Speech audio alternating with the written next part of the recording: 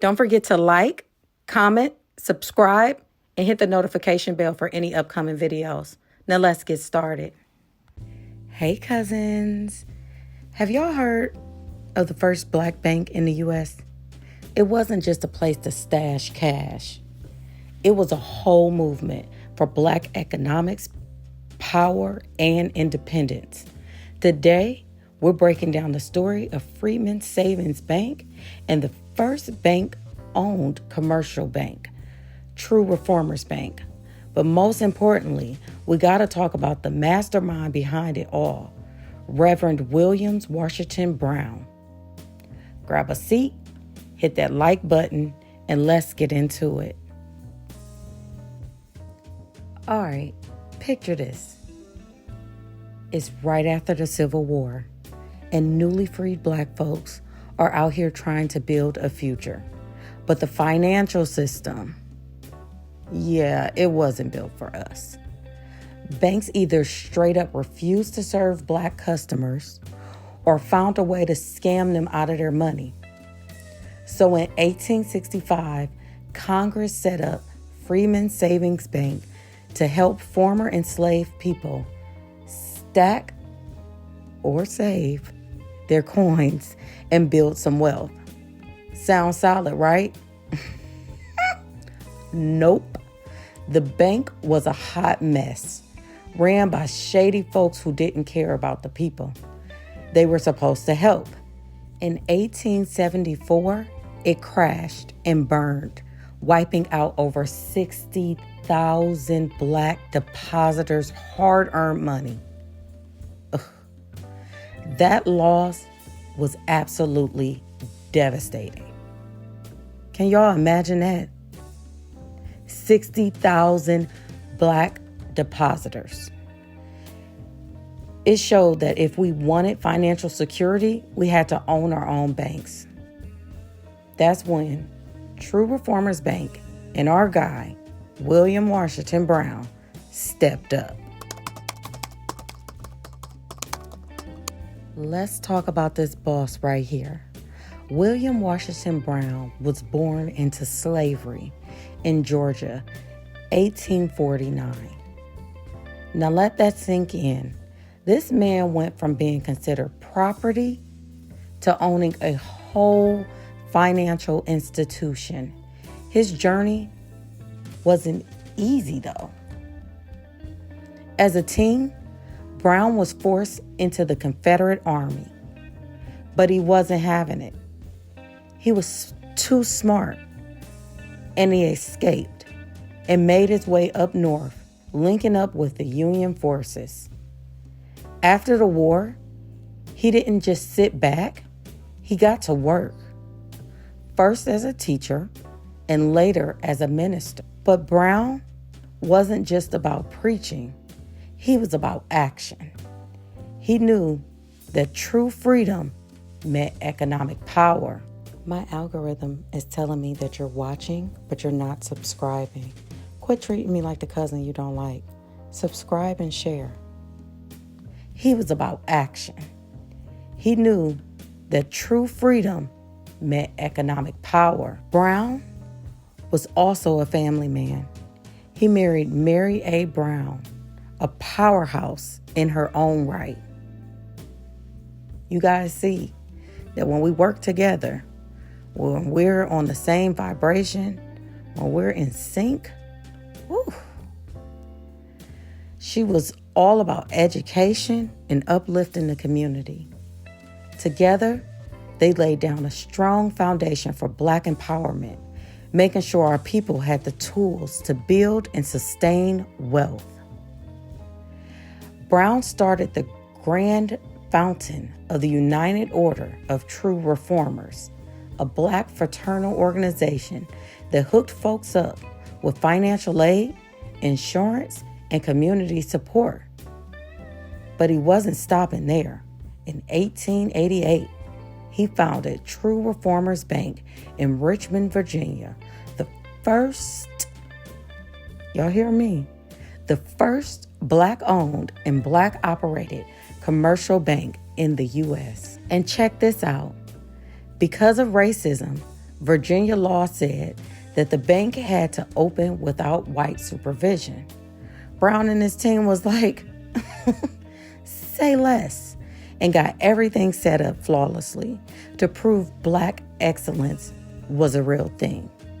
On opening day, they pulled in over $1,200, which would be about $40,000 today. That's Black financial power in full effect. But Browne wasn't just about making deposits.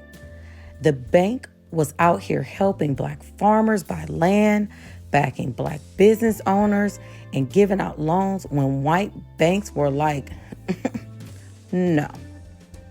He understood that money wasn't just about survival. It was about power. True Reformers Bank wasn't just a place to store cash.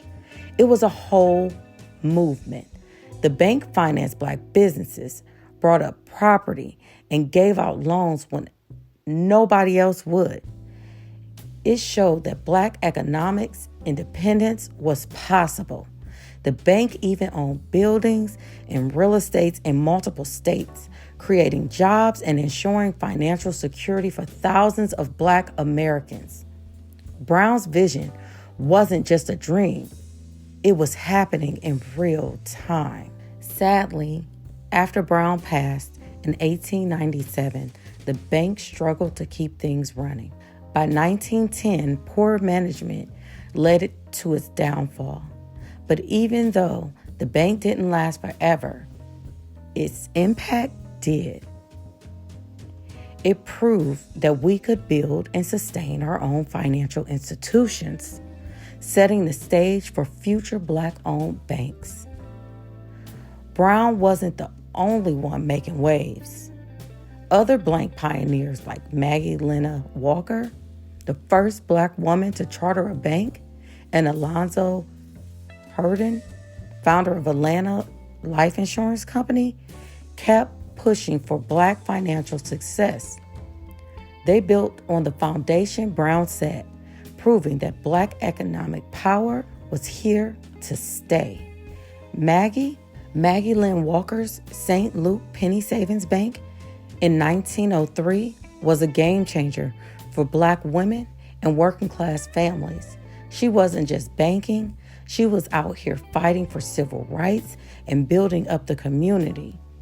And Alonzo, this man went from being born into slavery to becoming a millionaire through his insurance business. That's the definition of making a way out of no way, and that's what we do. Cousins, this story isn't just history. It's our blueprint. It's the blueprint. We still see financial disparities in our communities. And Black-owned banks are still crucial for economic empowerment. If we know where we come from, we can see where we need to go. Today, Black-owned banks like One United Bank, Carver Federal Savings Bank, and industrial banks are still out here serving our people. Supporting these institutions keeps Browne's vision alive and helps us build generational wealth. So what do y'all think? Have you heard of William Washington Browne before?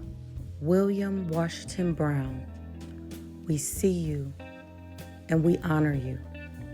You took a vision of Black financial freedom and turned it into a reality when odds were stacked against us. You didn't just build a bank. You built hope, power, and legacy for generations to come. From being born into slavery to creating the first Black-owned commercial bank, your journey is nothing short of inspiring. You showed us that true independence isn't just about being free. It's about owning our future. Because of you, Black businesses thrived, families built wealth, and new generations of financial leaders rose up. So today we say thank you, thank you, thank you. for your courage, your brilliance, and your unwavering belief in our people. Your legacy still lives on, and we promise to keep pushing forward, just like you did. Rest in power, King. Family, I hope you're following the breadcrumbs that I'm trying to leave. I hope you are paying attention, because I don't believe that everything that's understood needs to be said. My algorithm is telling me that you're watching, but you're not subscribing. Quit treating me like the cousin you don't like. Subscribe and share. Don't forget to like, comment, subscribe, and hit the notification bell for any upcoming videos.